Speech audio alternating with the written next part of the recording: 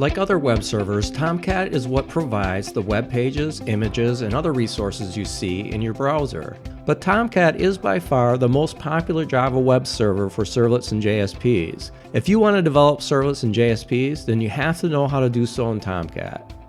Tomcat has been used by Java developers for over 2 decades and is extremely stable and fast, so much so that it's used by some of the most visited websites on the internet, including eBay, Zillow, Meetup.com, SAP, and many others. In this course, you're going to learn step by step how to install and run Tomcat on your choice of Windows, Linux, or Mac OS. You'll learn how to hot deploy Java web applications and how to configure those applications in development. You'll learn how to troubleshoot problems with Java web applications using Tomcat's logging facilities and its GUI manager. Finally, you'll learn how to set up SSL and basic authentication to secure your Java web applications.